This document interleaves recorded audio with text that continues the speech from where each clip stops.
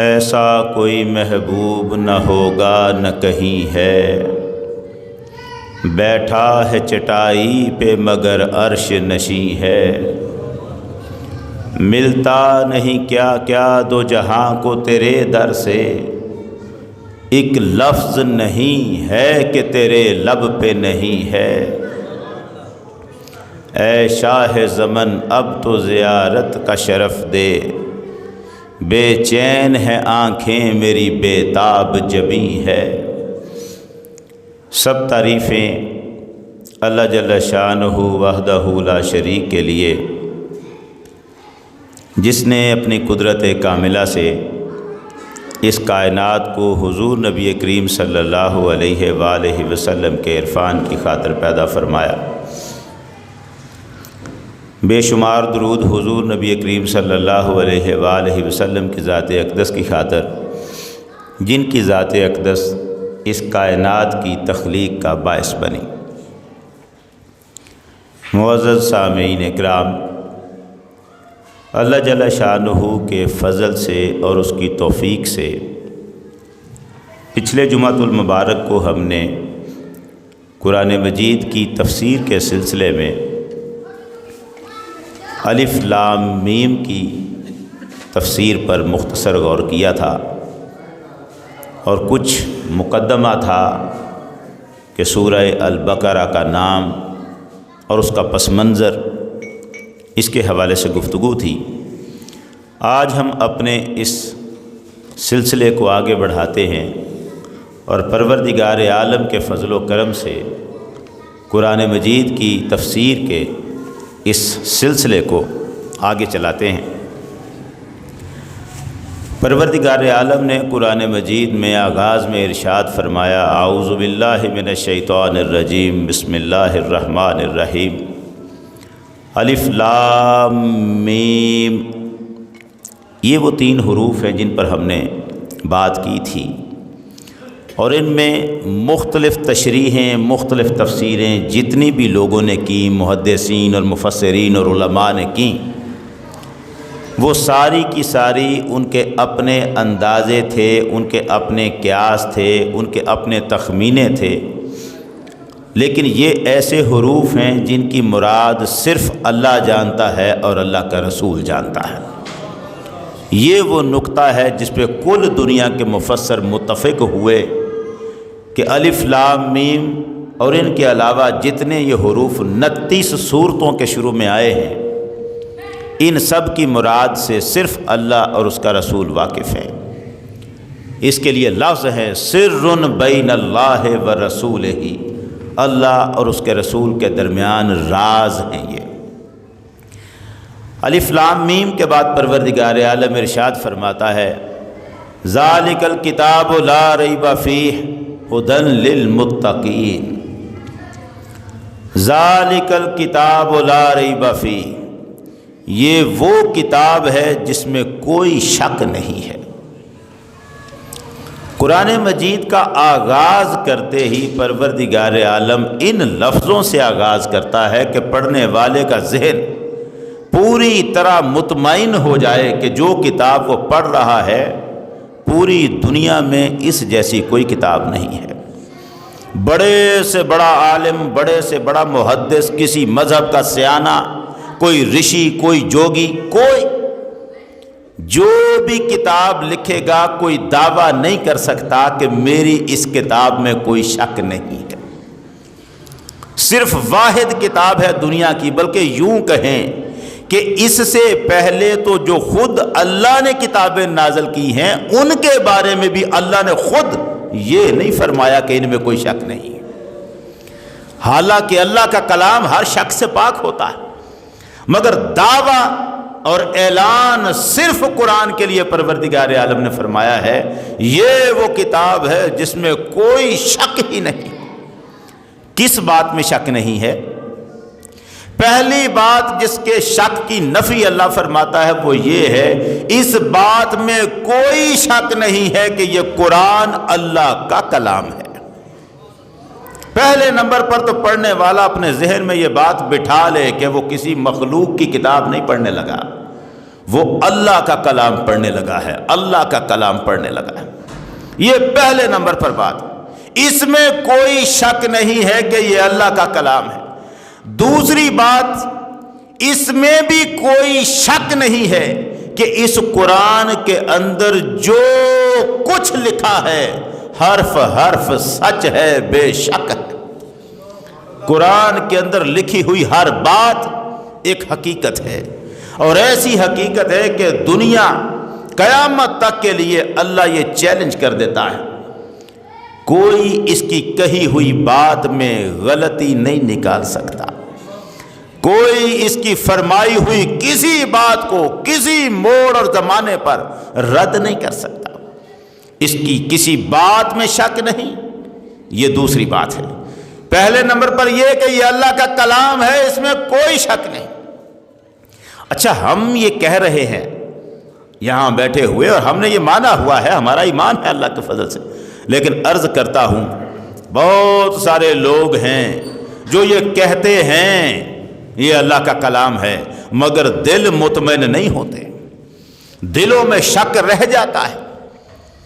بڑے بڑے پڑھے لکھے لوگ بعض اوقات یہ سوال کر دیتے ہیں، کہ جناب کیا واقعی قرآن اللہ کا کلام ہے؟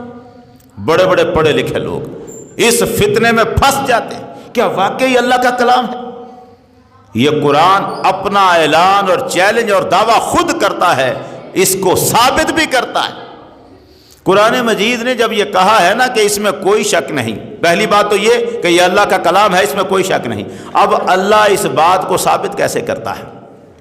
سورہ بنی اسرائیل کی آیت نمبر 88 میں پروردگار عالم نے ایک بہت بڑا اعلان کیا، فرمایا قُلْ إِنِ اجْتَمَعَتِ الْإِنسُ وَالْجِنُّ عَلَىٰ أَن يَأْتُوا بِمِثْلِ هَٰذَا الْقُرْآنِ لَا يَأْتُونَ بِمِثْلِهِ وَادْعُوا شُهَدَاءَكُم مِّن دُونِ اللَّهِ إِن كُنتُمْ صَادِقِينَ۔ پروردگار عالم نے فرمایا پیغمبر اکرم ان سے کہہ دو، اگر ساری دنیا کے انسان اور ساری دنیا کے جن اکٹھے مل جائیں، سارے مل جائیں، اس قرآن کے جیسی کتاب نہیں لا سکتے۔ لا ان اجتمعت الانس والجن علی ان یاتوا بمثل هذا القرآن لا یاتون بمثلہ ولو کان بعضهم لبعض ظہیرا۔ اگر وہ ایک دوسرے کے مددگار بھی بن جائیں، مدد کریں، جن انسانوں کی مدد کریں، انسانوں میں سے بڑے بڑے سیانے ایک دوسرے کی مدد کریں، اس قرآن جیسا قرآن نہیں لا سکتے۔ اچھا، یہ چیلنج جو پروردگار عالم نے کیا نا، یہ پورے قرآن کا تھا۔ پھر کچھ عرصہ کلام آتا رہا اور یہ چیلنج لوگوں کے سامنے رکھا، لوگ قرآن کے جیسا قرآن نہیں لا سکے۔ پروردگار عالم نے پھر اس چیلنج کو تھوڑا چھوٹا کیا۔ اب پروردگار عالم فرمایا سورہ ہود آیت نمبر 13 میں اللہ رب العزت نے ارشاد فرمایا ام یقولون افترا، یہ لوگ یہ کہتے ہیں کہ یہ قرآن گڑی ہوئی کتاب ہے، محمد نے اسے گڑھ لیا ہے۔ ان کو کہو قل فاتوا بعشر سور مثلہ مفتریات ودعوا من استطعتم من دون اللہ ان کنتم صادقین۔ پروردگار نے فرمایا اے محمد ان سے کہو یہ قرآن کو تم کہتے ہو گڑا ہوا کلام ہے، اس جیسی 10 صورتیں گڑی ہوئی لے آؤ، گڑ کے لے آؤ، گڑا ہوا جو ہوا 10 صورتیں مفتریات، گڑی ہوئی 10 صورتیں۔ پورا قرآن تم نہیں لا سکے، کوئی بات نہیں، 10 صورتیں لے آؤ، 10 صورتیں اس جیسی لے آؤ، اور اپنے ساتھ بلا لو جس کو چاہتے ہو، مدد کرے پوری دنیا تمہاری۔ اگر تم اپنے دعوے میں سچے ہو لے کے آؤ، نہیں لا سکتے۔ یہ چیلنج رکا رہا۔ اب 10 صورتیں ہیں مقابلے میں کھڑی، اور کافر مقابلے میں ہیں جنہوں نے 10 صورتیں بنانی نہیں بنا سکے۔ پروردگار عالم نے کچھ عرصے کے بعد اس چیلنج کو اور مختصر کر دیا۔ پہلے پورے قرآن کے برابر کہا، پھر 10 صورتوں کے برابر کہا۔ سورہ البقرہ کی آیت نمبر 23 اور 24 میں کمال درجے کا اعلان کر دیا۔ فرمایا وَإِن كُنتُمْ فِي رَيْبٍ مِّمَّا نَزَّلْنَا عَلَىٰ عَبْدِنَا فَأْتُوا بِسُورَةٍ مِّن مِّثْلِهِ، اگر شک ہے نا اس کتاب میں جو ہم نے اپنے بندے پر نازل کی ہے، کیا انداز ہے، وَإِن كُنتُمْ فِي رَيْبٍ مِّمَّا نَزَّلْنَا عَلَىٰ عَبْدِنَا، اگر تمہیں شک ہے اس کتاب میں جو ہم نے اپنے بندے پر نازل کی ہے، فَاتُوا بِسُورَةٍ مِّثْلِهِ، اس کے جیسی ایک صورت لے کے آ جاؤ، بلا لو اپنے سارے حمایتیوں کو، وَادْعُوا شُهَدَاءَكُم مِّن دُونِ اللَّهِ إِن كُنتُمْ صَادِقِينَ، سچے ہو تو اپنے سارے حمایتی اکٹھے کرو، زور لگاؤ اور بنا کے اس جیسی ایک صورت لے آؤ۔ جنہوں نے بنانی تھی نا ان کو عربی آتی تھی، یہ چیلنج ان کو نہیں کیا جا رہا جو عربی زبان نہیں جانتے، وہ بڑی عربی جانتے تھے، اتنی عربی جانتے تھے، اتنے ماہر تھے کلام لکھنے کے بنانے کے کہ وہ سمجھتے تھے پوری دنیا میں صرف ہم ہیں جو بول سکتے ہیں، کلام کہہ سکتے ہیں، باقی سارے تو گنگے ہیں ہمارے سامنے۔ عرب نے باقی دنیا کا نام عجم رکھا ہوا ہے، عجم کا معنی ہے گنگے، وہ کہتے ہیں صرف ہم ہیں جن کا کلام ہے، باقی دنیا کیا ہے، ان کو تو بولنا ہی نہیں آتا۔ وہ اتنے ماہر تھے کہ ہر سال ایک مقابلہ ہوتا تھا ان کے ہاں، اوکاز میں مقابلہ ہوتا تھا کہ لاؤ کون کون بندہ لکھ کے لایا ہے اپنا کلام۔ عربوں کے بڑے بڑے شاعر اکٹھے ہوتے، اپنے کلام پیش کیے جاتے، ان کلاموں میں سے جو کلام جیت جاتا نا اسے کعبے کی دیوار سے لٹکا دیا جاتا اور پوری دنیا کو چیلنج کیا جاتا، ساری دنیا میں سے کوئی اس کے برابر لکھ کے لا سکتا ہے تو لائے۔ قرآن نے جو ان کو چیلنج دیا نا، یہ دراصل ان کی عادت تھی، انہیں عادت تھی دنیا کو چیلنج کرانے کی، وہ کروایا کرتے تھے یہ ہمارا کلام ہے، لاؤ اس جیسا، یہاں تک کہ پھر انہوں نے 7 ایسے کلام لکھ کر کعبہ کی دیوار سے لٹکا رکھے تھے جنہیں معلقات سبع کہا جاتا ہے۔ 7 امراء القیس کا کلام، انترا کا کلام، بڑے بڑے آشا کا کلام، میمون کا کلام، انہوں نے بڑے بڑے شاعر تھے بلا کے، ان کے کلام انہوں نے لکھ کر لگائے ہوئے تھے کعبہ کی دیوار سے، پوری دنیا کو چیلنج تھا لاؤ اس کے مقابلے میں کلام۔ اور پھر جب سورہ کوثر نازل ہوئی ہے، مولا علی سورہ کوثر لے گئے اور کعبے کی دیوار سے لٹکا دیا۔ اگلے دن وہ 7 کے 7 کلام انہوں نے اتار لیے ہوئے تھے، اور کسی نے سورہ کوثر کے نیچے لکھا ہوا تھا ما ھذا کلام البشر، یہ کسی انسان کا کلام ہو ہی نہیں سکتا۔ نعرہ تکبیر، نعرہ رسالت، شان عظمت مصطفیٰ، عظمت مصطفیٰ، نعرہ حیدری، حیدری۔ وہ جانتے تھے کلام کسے کہتے ہیں، وہ جانتے تھے عربی کسے کہتے ہیں، کلام انہوں نے کہا نہیں ہو سکتا۔ ولید گیا سرکار دو عالم صلی اللہ علیہ وسلم کے پاس، بڑا کافر، حضور کے پاس گیا، سرکار دو عالم صلی اللہ علیہ وسلم قرآن مجید پڑھ رہے تھے، پلٹ کے آیا اور آ کے کافروں کے مجمع میں کھڑا ہوا، کہنے لگا میں تمہیں بتاؤں واللہ لقد سمعت من محمد کلاما آنفا ما ہوا من کلام الانس ولا من کلام الجن، اللہ کی قسم ابھی ابھی محمد کے منہ سے وہ کلام سن کے آیا ہوں جو نہ کسی انسان کا کلام ہو سکتا ہے نہ کسی جن کا کلام ہو سکتا ہے۔ جو جانتے تھے عربی کو، ماہر تھے، پہچانتے تھے، ایک ایک آیت ان کے سامنے محمد عربی قرآن کی پڑھتے تھے، سجدوں میں گر جاتے تھے، نہیں نہیں نہیں اس جیسا کلام ہم نہیں کر سکتے، اس جیسا کلام انہوں نے جرت ہی نہیں کی، اس کے مقابلے میں کلام بنانے کی جرت ہی نہیں کی انہوں نے۔ عتبہ بڑا سیانا، سب جانتا تھا، شاعری کو بھی بڑا جانتا تھا، جادو کے منتر بھی اسے بڑے آتے تھے، کہانت نجومیوں کا علم بھی بڑا جانتا تھا۔ اس کو تیار کر کے ابو جہل، ابو لہب اور دوسروں نے بھیجا، جا ذرا تو سیانا ہے، ہم سب میں علم والا ہے، محمد سے بات کر۔ اب یہ آیا اور آ کے اس نے حضور سے جو بات کی ہے بڑے سخت انداز میں بات کی۔ اس نے کہا محمد تو نے ہمارے ساتھ بڑی زیادتی کی ہے، بڑی زیادتی کی، فرقت جماعتنا وشتت امرنا وابت دیننا وفضحتنا فی العرب۔ محمد تو نے بڑا ظلم کیا ہمارے ساتھ، ہم ایک مٹھی تھے سارے کے سارے مکے والے، تو نے توڑ کے رکھ دیا، کچھ لوگ ماننے والے نکل آئے نا، تم نے توڑ دیا، ہمارا سب کا فیصلہ ایک ہوتا تھا اب الگ الگ ہو گیا، تم نے ہمارے دین میں عیب نکالے ہیں، تم نے ہمیں عرب میں رسوا کر دیا ہے، محمد تو نے بڑا ظلم کیا ہے، بتا کیا ہے تیرے پاس؟ میں کہتا ہوں تجھے پیشکش کرتا ہوں، اگر تو امیر آدمی بننا چاہتا ہے نا، سارے مکے والے ہم پیسہ اکٹھا کر کے تجھے دے دیتے ہیں۔ کسی عورت سے شادی کرنا چاہتا ہے 10 عورتوں سے کروا دیتے ہیں۔ یہ کر کیا رہا ہے؟ سرکار نے فرمایا فرق تھا، بات ہو گئی تیری، اس جگہ ہو گئی۔ اب سرکار نے اس کی بات کو سن کر فوراً آگے جو شروع کیا، بسم اللہ الرحمن الرحیم، حامیم تنزیل من الرحمن الرحیم، آیت پڑھی، کتاب فصلت آیاتہ۔ سرکار دو عالم اب قرآن پڑھتے جا رہے ہیں، 4 آیتیں پڑھی۔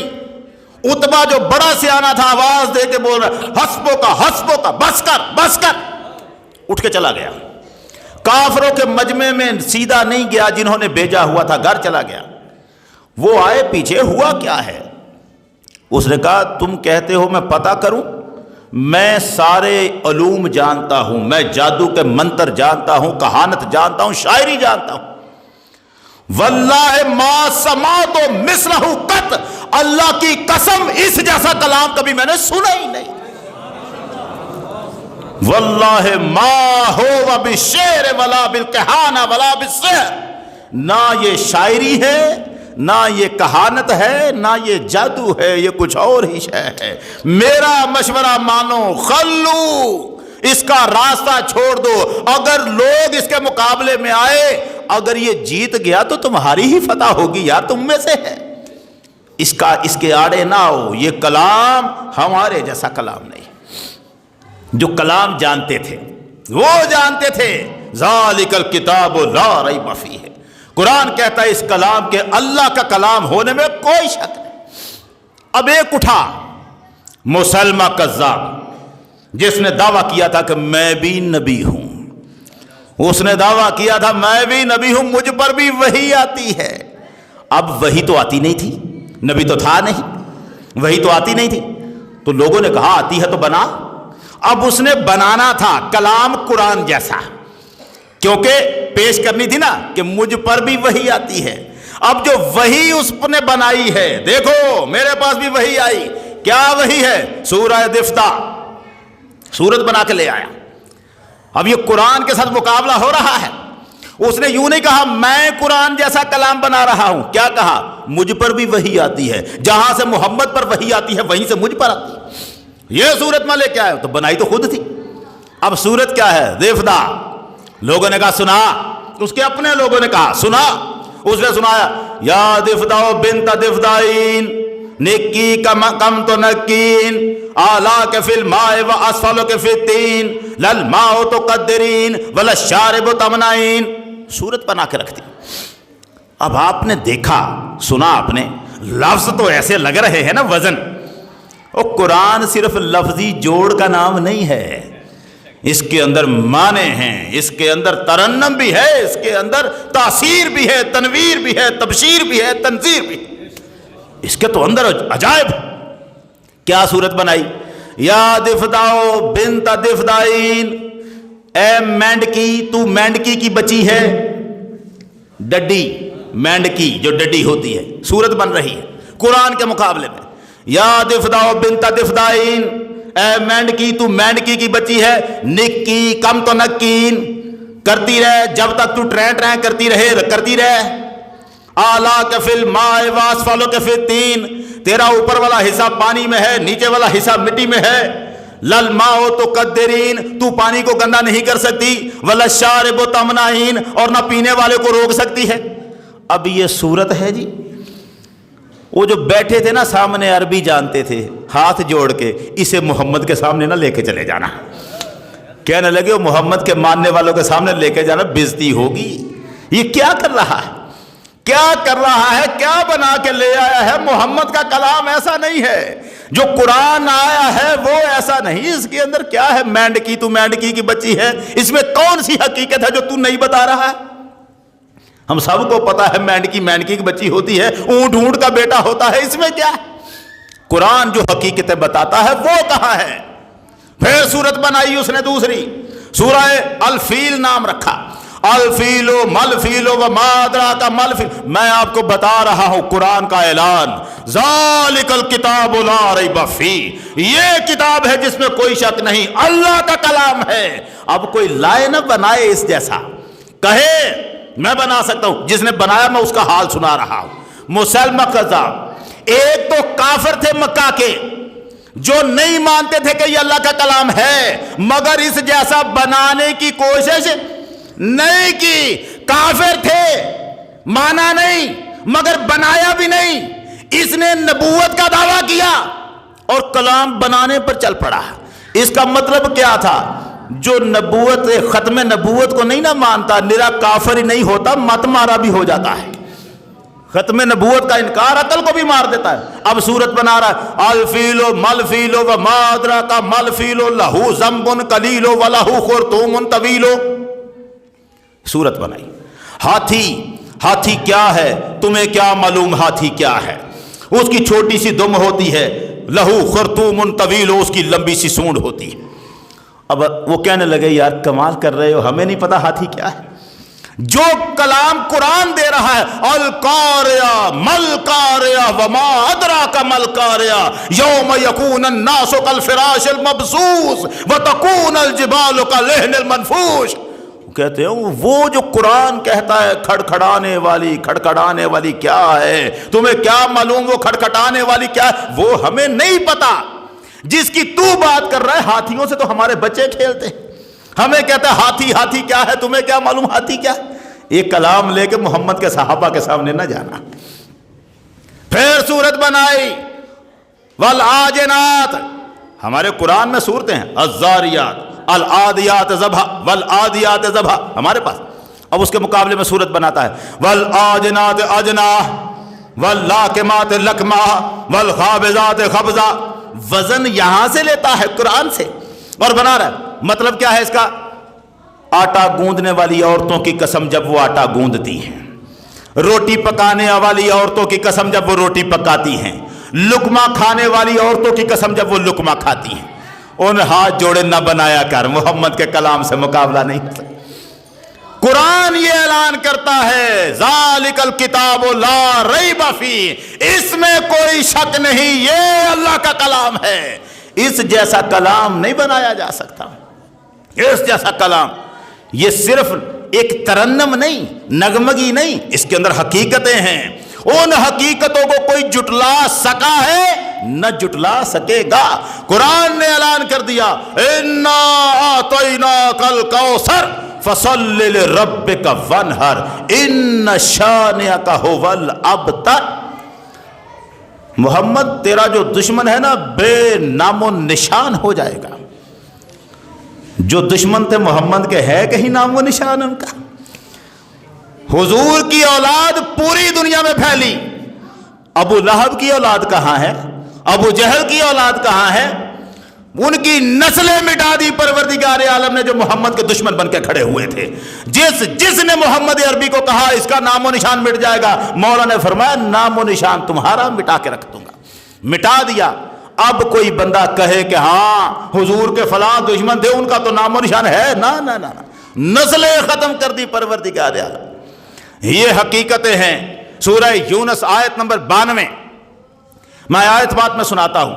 1920 میں فرانس میں ایک عیسائیوں کے گھر میں بچہ پیدا ہوا، ڈاکٹر بنا، بڑا ہو کر اتنا بڑا ڈاکٹر بنا، مورس بکائل اس کا نام ہے، مشہور دنیا کا۔ یہ ڈاکٹر بھی بنا اور سائنسدان بھی بن گیا۔ فرانس کی حکومت نے اسے لگایا اس کام پر کہ مصر کے عجائب گھروں میں جو فرعون کی ممی پڑی ہے، وہ مجسمہ فرعون کا، جو اصل لاش تھی فرعون کی، جو چند دن سمندر میں ڈوبنے کے بعد تیرتی ہوئی کنارے پر اللہ نے لے آیا تھا پروردگار عالم، اور انہوں نے پھر اس کو مسالے وغیرہ لگا کے رکھا تھا سنبھال کے، آج تک فرعون کی وہ لاش عجائب گھر میں پڑی ہوئی ہے، ممی کہتے ہیں اسے۔ انہوں نے فرانس والوں نے کہا یہ فرعون کی جو ممی ہے اس پر تحقیق کرو۔ کسے کہا؟ اس ڈاکٹر مورس بکائل کو۔ اب ڈاکٹر مورس بکائل اس کے اوپر تحقیق کر رہا ہے، مختلف لوگوں سے ملتا ہے۔ ایک دن ایسے ہی گفتگو میں ملاقات ہو گئی کسی مسلمان عالم سے۔ اس نے پوچھا کیا کرتے ہو؟ اس نے کہا میں ڈاکٹر ہوں، سائنسدان ہوں، میں فرعون کی ممی پہ تحقیق کر رہا ہوں۔ اس نے کہا ہمارے قرآن میں آیا تھا کہ اللہ فرعون کو سنبھال کے رکھے گا۔ اس نے کہا قرآن میں کہاں آیا ہے؟ ڈاکٹر مورس بقائل کو نہیں پتا تھا فرعون کا سنبھالنے کا، کہ اس کا جسم سنبھالے گا اللہ، یہ لکھا ہوا ہے قرآن میں۔ اس نے کہا سورہ یونس آیت نمبر 92 میں لکھا ہے فَالْيَوْمَ نُنَجِّيكَ بِبَدَنِكَ لِتَكُونَ لِمَنْ خَلْفَكَ آیَةً، ہم تیرا جسم سنبھال کے رکھیں گے تاکہ تیرے بعد آنے والے لوگوں کے لیے عبرت کا نشان بن جائے۔ اس نے کہا قرآن میں ہے، ڈاکٹر مورس نے کہا قرآن میں ہے، یہ میں آپ کو سچی بات بتا رہا ہوں، سننا، قرآن میں ہے۔ انہوں نے کہا قرآن میں ہے۔ ڈاکٹر مورس نے یہ جان کر قرآن کو پڑھنے کے لیے عربی سیکھی۔ 50 سال کی عمر میں مورس بقائل نے عربی سیکھی۔ عربی سیکھنے کے بعد اس نے قرآن پڑھا، عیسائی تھا، اس نے قرآن کو پڑھ پڑھ کر سائنس کو رکھا قرآن کے مقابلے میں۔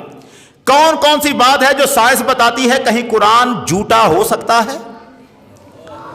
ایک ایک بات کو قرآن کے مقابلے میں لے کے آیا اور پھر اس نے کتاب لکھی، the Bible, Quran and science.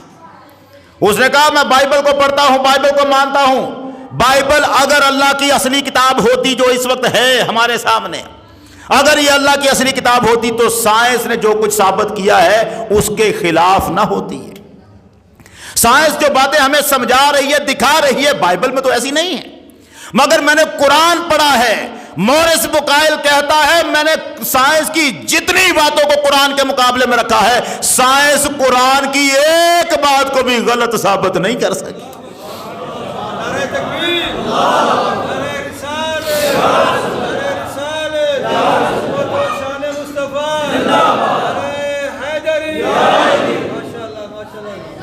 Science قرآن کی ایک بات کو بھی غلط ثابت نہیں کر سکی۔ عیسائی اپنی کتاب لکھ رہا ہے اور لکھ کر اس نے کہا such facts as I have had the pleasure of exposing to you here appear to represent a genuine challenge to human explanation, leaving only one alternative۔ کہتا ہے میں نے جتنی حقیقتیں قرآن کے مقابلے میں رکھ رکھ کر آپ کو دکھائی ہیں نا اس کتاب میں، ان کے بعد میں یہ کہتا ہوں ایک ہی باقی بات رہ جاتی ہے جو میں کہہ سکتا ہوں۔ وہ بات کیا ہے؟ اس نے کہا the Quran is undoubtedly revelation from God۔ اس میں کوئی شک نہیں ہے کہ قرآن اللہ ہی کی کتاب ہے۔ The Quran is undoubtedly revelation from God۔ یہ اللہ کی کتاب ہے، اس میں کوئی شک ہی نہیں ہے۔ کتاب لکھی مورس بقائل نے، عیسائیت سے توبہ کی، مسلمان ہو گیا، کلمہ پڑھا۔ فرانس کا سائنسدان 1920 میں پیدا ہوا، 1998 میں فوت ہوا، مسلمان فوت ہوا۔ کیوں؟ اس نے کہا اس کی کوئی بات جو قرآن کے اندر آئی ہے، اور پھر باتیں بھی تو قرآن نے وہ کی جو دنیا صدیوں بعد پتا کرے قرآن پہلے سے بیان کر چکا ہے۔ ہمیں نہیں پتا، قرآن اس کی کتاب پڑھ کے ہمیں پتا چلا یار اتنی باتیں سائنس کی قرآن نے بتائی ہوئی۔ آیتوں کو جب پڑھ پڑھ کے ترجمے کیے تو اس نے بتایا ہمیں تو پتہ ہی نہیں تھا کہ قرآن کے اندر سائنس بھی یوں درج ہے۔ سائنس کی جتنی کتابیں اور سائنس کے جتنے نظریے ہیں ان کو جب ہم نے کھنگال کے دیکھا ہے قرآن اس کے پیچھے کھڑا ہے۔ قرآن نے وہ بات پہلے سے کی ہوتی ہے، وہ آج اس پہ پہنچ رہے ہوتے ہیں، قرآن پہلے بتا چکا ہوتا ہے سائنس کو۔ یہ سچی کتاب، ذالک الکتاب لا ریب فیہ، یہ ہے وہ کتاب جس میں کوئی شک نہیں ہے۔ اللہ کی کتاب ہے، ہر شک سے پاک کتاب ہے، حرف حرف سچ ہے، کوئی اس کے جیسی کتاب نہیں لا سکتا۔ اچھا اللہ کی کتابیں تھیں، انجیل بھی، زبور بھی، تورات بھی اللہ کی کتابیں تھیں، مگر کمال یہ ہے ان کتابوں کے بارے میں رب نے یہ دعویٰ نہیں کیا۔ کتابیں اللہ کی ہیں تو ان کا بھی مقابلہ نہیں ہو سکتا تھا، مگر اللہ نے نہیں کہا۔ کیوں؟ اس میں ایک پہرا وہ تھا جو رب نے لگایا نہیں تھا، ان کی حفاظتوں کی ذمہ داری نہیں لی تھی۔ کہا قرآن کی حفاظت کی ذمہ داری میں لے رہا ہوں، انا نحن نزلنا الذکر وانا لہ لحافظون، اسے نازل بھی ہم نے کیا ہے، حفاظت بھی ہم کر کے دکھائیں گے۔ ہوائے کوئی قرآن کا ایک حرف بدل کے دکھائے نہیں ہو سکتا، نہ اس کے جیسا بن سکتا ہے، نہ اس کا کوئی حرف بنا سکتا ہے اس کا۔ ذالک الکتاب لا ریب فیہ، یہ وہ کتاب ہے جس میں کوئی شک نہیں، پورے اطمینان کے ساتھ، کلیجے کی ٹھنڈ کے ساتھ، سکون کے ساتھ اسے پڑھو، اس یقین سے کہ اس میں لکھا ہر حرف سچ ہے۔ اور علامہ اقبال تو کمال کر گیا، وہ کہتا فاش گویا ماں چ در دل مزبرست، اور اگر تو کہے تو میں وہ تمہیں بات بتاؤں جو میں نے اپنے دل میں چھپا کے رکھی ہے، میں تمہیں بتاؤں، این کتابیں نیست چیزیں دیگر است۔ وہ کہتا ہوں اسے کتاب نہ سمجھنا، یہ تو کوئی اور ہی شے ہے، یہ عام کتاب نہیں، اسے بس کتاب نہ سمجھ۔ یہ کتابیں نیست دی چیزیں دیگر است، اور یہ کتاب نہیں، یہ کوئی اور ہی شے ہے، یہ صرف پڑھنے والی نہیں، یہ تو آنکھیں کھول کے، کلیجے کھول کے، دل کھول کے، دماغ روشن کر دیتی ہے، روح کو تابندگی اور تازگی عطا فرماتی ہے قرآن۔ اب قرآن کہتا ہے ہدن للمتقین، یہ قرآن متقیوں کو ہدایت دیتا ہے۔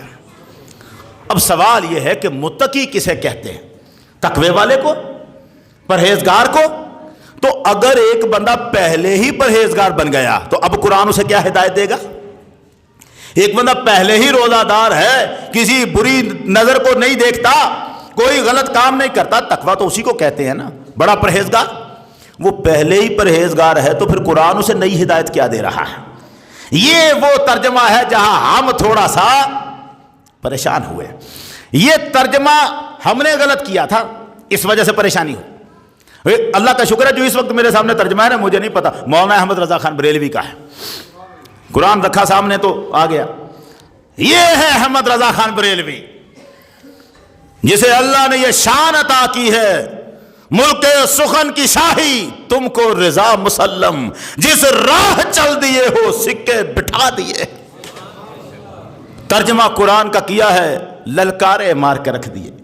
میں نے مدینہ منورہ میں مدینہ یونیورسٹی کے ایک اہل حدیث عالم کے ساتھ بات کرتے ہوئے کہا، قرآن کے ترجموں پر بات ہو رہی تھی، میں نے اس کے ترجمے کو جو وہ کر رہا تھا، میں نے کہا یہ ترجمہ تو اللہ کے ادب کے مطابق نہیں ہے۔ اس نے کہا اس لفظ کا اور ترجمہ ہو نہیں سکتا۔ میں نے کہا احمد رضا کا ترجمہ ہے تیرے پاس؟ کہنے لگا ہے، ترجمہ ہے مگر وہ بھی کیا کر سکتا ہے، لفظ کا ترجمہ یہی بنتا ہے۔ جب احمد رضا کا ترجمہ الماری سے نکالا، اللہ کی قسم کہنے لگا احمد رضا دامن بچا کے نکل گئے ہیں یہاں سے۔ خطرناک ترجمے، احمد رضا کا کام تھا ترجمہ کرنا، تقوی والوں کے لیے نہیں، جو پہلے ہی پرہیزگار ہے اسے قرآن نے کیا ہدایت دینی ہے، وہ تو پرہیز کر چکا۔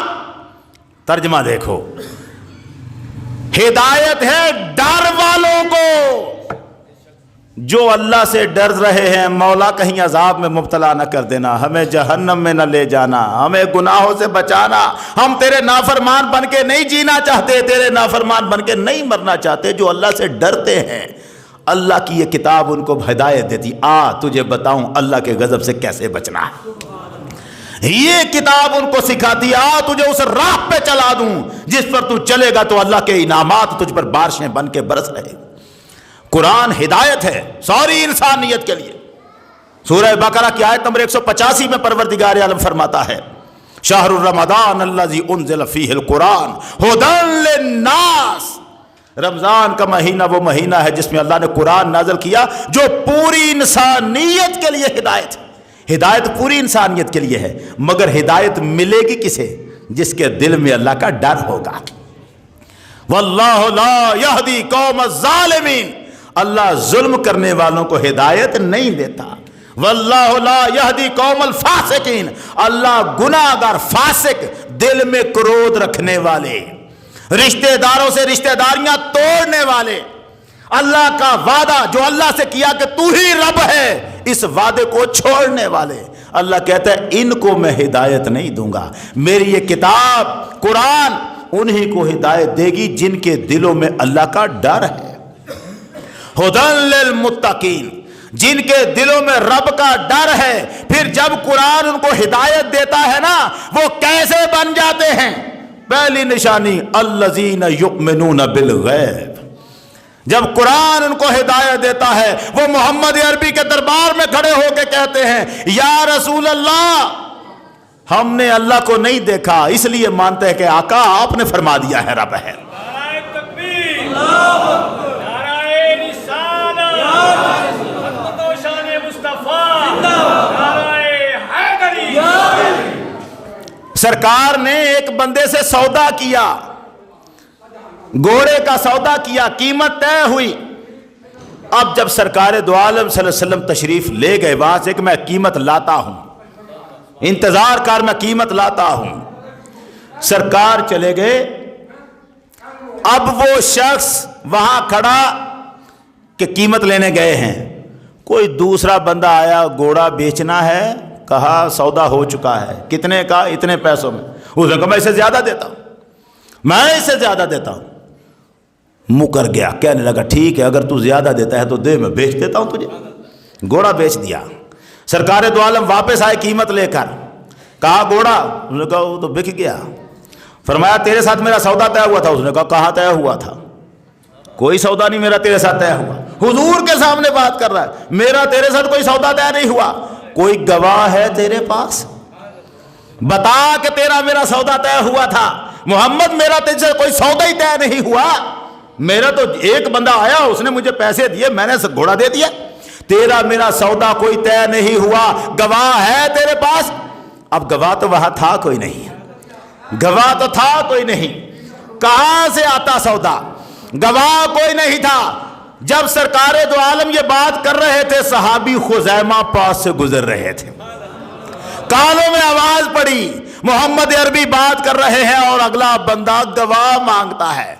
آگے بڑھ کے کہنے لگے میں گواہی دیتا ہوں تو نے محمد سے سودا کیا تھا۔ حضور نے، اس نے کہا جی ٹھیک ہے اگر ایسا ہے تو پھر میں مجرم ہوں اس بات کا، میں آپ کے ساتھ ہی سودا طے کرتا ہوں، ہو گیا واپس لے لیتے ہیں معاملات۔ وہ چلا گیا۔ حضور نے اس سے پوچھا خزیمہ تو تو یہاں تھا ہی نہیں، تو میرا گواہ بن کے کیسے کھڑا ہو گیا، کیسے گواہی دی؟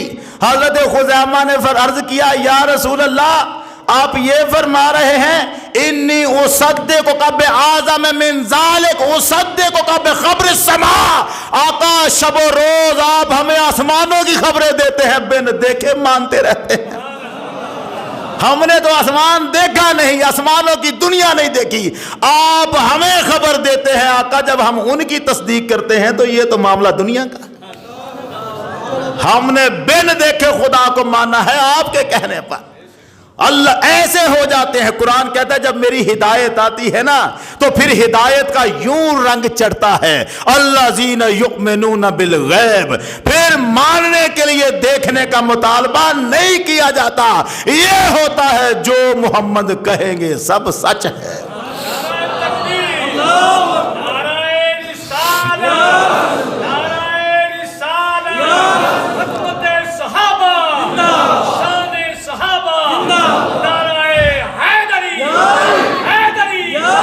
ایک وہ قوم ہے بنی اسرائیل اپنے پیغمبر کو کہہ رہی ہے، سمندر پھٹ کے آیا ہے، بادل سایہ کر رہے ہیں، منو سلوا کھا رہے ہیں، اور موسیٰ علیہ السلام کو کہتے ہیں نا نا نا نا ہم نہیں تمہیں نبی مان سکتے۔ کون سا اللہ؟ کہاں ہے وہ اللہ؟ سمندر پھاڑا ہے آسا مار کر پیغمبر نے سامنے، سمندر پھٹنا زندگی میں کبھی نہیں ہوا، سنا نہیں، وہاں سے گزر کے آئے ہیں، اور اب دھوپ آتی ہے تو بادل کھڑے ہو جاتے ہیں اوپر، منو سلوا کتنے ہی سالوں سے کھا رہے ہیں، سالوں سے، اور جب بات آئی اللہ کو ماننے، کہا کون سا اللہ؟ کہاں اللہ؟ تو اللہ کی بات کرتا ہے، ہمیں تو تجھ پر بھی شک ہے۔ لن نؤمن لک، ہم تیری بات نہیں مان سکتے، ہم تجھے نہیں مان سکتے۔ قرآن لن نؤمن لک حتی نری اللہ جہرا، یہاں سامنے اللہ آئے، ہمیں نظر آئے، پھر ہم تمہیں مانیں گے کہ ہاں تم اللہ کے نبی ہو۔ حالت دیکھیں، حالت دیکھیں، کتنا کچھ دیکھ کے آئے۔ اور اس کا مطلب ہے نہ ماننا ہونا تو سارا کچھ دیکھ کے بھی انکار ہو سکتا ہے۔ दुनिया इनकार पे पड़ी हुई, देख कर सारों को नहीं मान सकती। एक वो थे सब कुछ देख कर शर्त क्या रखी है, मूसा तुझे नहीं मानेंगे जब तक खुदा ना देख ले। एक मोहम्मद के गुलाम है, वो कहते मुस्तफा तुम्हें देख लिया, बिन देखे खुदा पर ईमान रख रहे। वो नबी को नबी नहीं मान रहे जब तक खुदा ना देखें। यहां नबी देखा है, खुदा को मान रहे हैं, खुदा को मान। ये है फर्क मोहम्मद की निस्बत का सल्लल्लाहु अलैहि वसल्लम। अल्लाह जल्ल शानहू हमें कुरान मजीद के पैगाम को, इसकी आयात को समझने की तौफीक अता फरमाए। ये सिलसिला जारी रहेगा अल्लाह के फजल व करम से। थोड़ा सा कोशिश करेंगे आप भी जल्दी आ जाएं तो हम फिर कुछ ज़्यादा आयतों की भी तिलावत कर सकते हैं और इनकी तफसीर समझ सकते हैं। व आखिर दवाना अनिल हम्दुलिल्लाहि रब्बिल आलमीन।